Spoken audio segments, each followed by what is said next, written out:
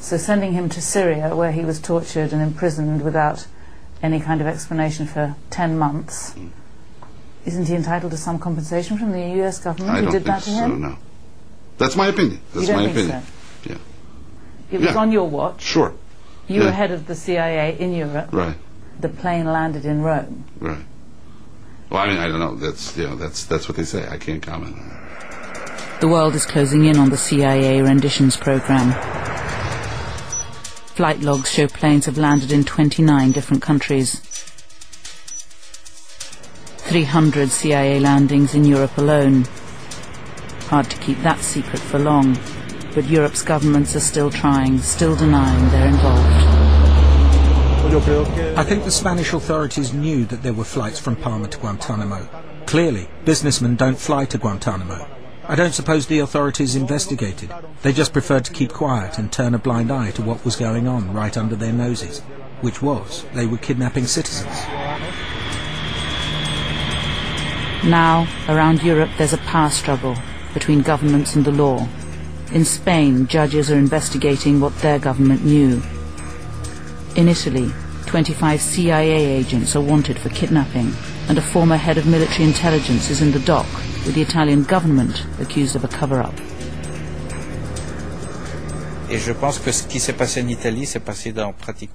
I think that what happened in Italy happened in all the other states. There was one or other service in each of the countries involved which collaborated with or without the knowledge of their governments.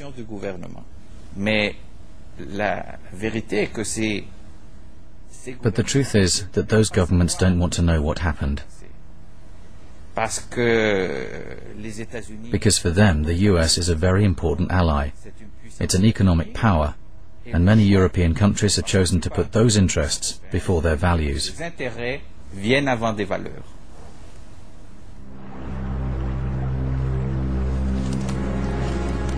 In Germany, the car dealer Khaled El-Masri, who was dumped in the Albanian forest after his kidnap to Afghanistan, has now been declared an innocent man by a German parliamentary inquiry.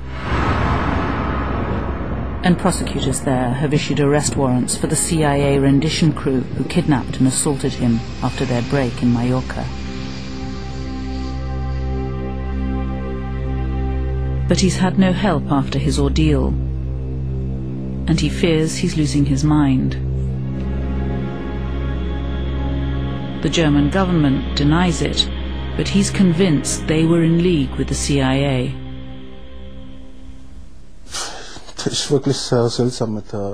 The German government is really quite strange. They say they are not involved, but I have a lot of questions. I find a lot of things simply incomprehensible.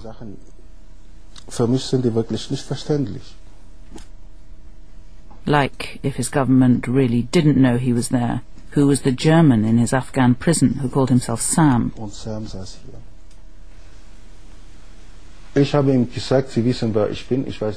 I said, you know who I am, but I don't know you. Are you a German official? He paused, spoke briefly to his American colleague, and then told me he couldn't answer my question. I then asked if German officials knew I was there. He said, I can't answer that question either.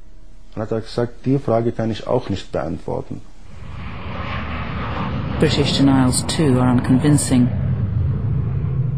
The line is, the British government didn't ask, and has no way of finding out, who was aboard the 80 CIA planes which landed in Britain.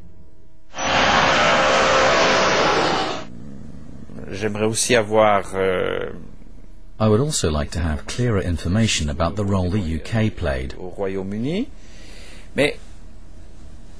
But it shouldn't be up to me to shed light on this, as I don't have the power. But new evidence of Britain's involvement keeps coming out. At least 2 British residents were flown to Guantanamo after a tip-off from British intelligence. And then there's the asylum seeker from Kensal Rise, Binyam Mohammed. The British government was complicit in some ways in what happened to Binyam. Binyam Mohammed, the student from Kensal Rise, rendered twice by the CIA after British agents questioned him in Pakistan. but that would never have come out without the efforts of Clive Stafford Smith. Binyam was visited by British intelligence officers in Pakistan. Two people talked to him. They told him, at one point they told him to put more sugar in his tea because where he was going in the Middle East he was going to need it. And if Binyam has told the truth, and I believe he has, then that means the British government officially knew he was going to be tortured and did nothing to stop it.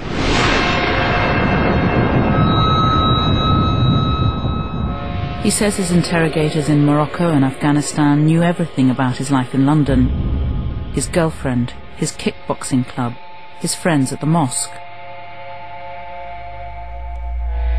Binyam told me that the most depressing moment of his whole experience in that awful torture in Morocco was when he figured out that the British government had to be feeding information to the Moroccans. So what's wrong with that? Why is that such a bad thing?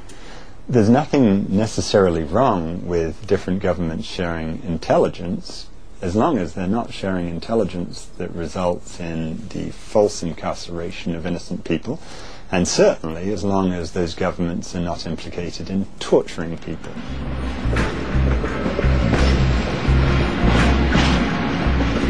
All this was put to the then Foreign Secretary Jack Straw.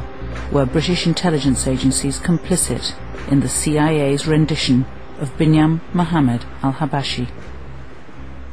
Mr al-Habashi was interviewed once by a member of the Security Service, UK Security Service, while he was in detention in Karachi in 2002.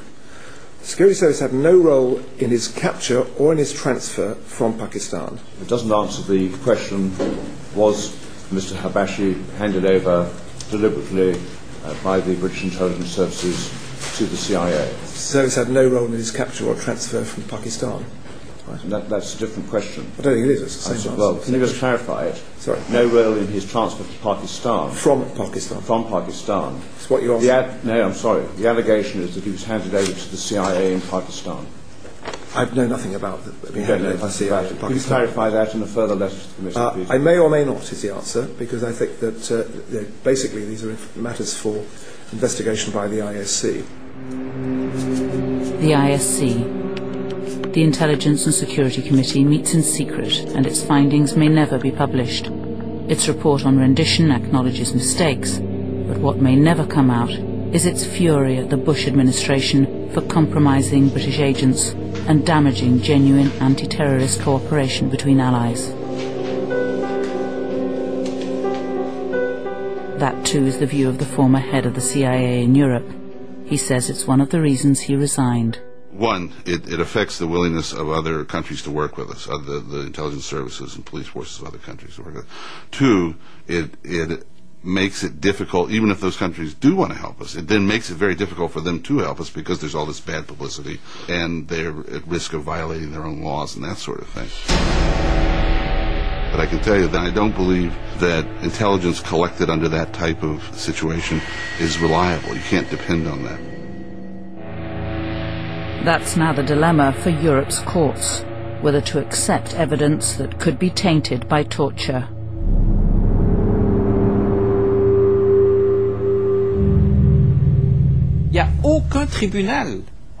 There's not a single court in Europe that can use that evidence to convict someone. So it's not just immoral, not just illegal, it's ineffective.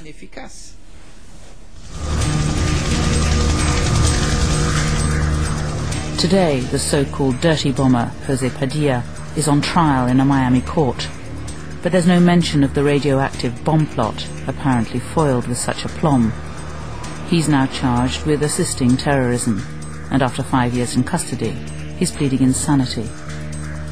Meanwhile, his supposed accomplice, the British resident from Kensal Rise, Binyam Mohammed, is still in Guantanamo on no charge. Well, no one claims that Padilla was involved in the dirty bomb plot in New York, but the military is still saying that Binyam was. So, you got the first man, Padilla, and they've dismissed the charges against him, but the supposed second man, which incidentally I'm convinced is total nonsense, Binyam Mohammed, they've still got the allegations against him. Government lobbying's what freed the Australian prisoner in Guantanamo, David Hicks. So too with British resident Bishar al-Rawi, after evidence was revealed of his links with MI5. But the British government's washed its hands of Binyam Mohammed. He's not a British citizen, just a resident, and in their words to him, he's a nobody. He'll rot in Guantanamo for some years to come, I suspect, unless he gets the sort of political support he needs from the British government to get him out of there. Clive Stafford Smith will now have to fight to see his client. Guantanamo's new military commission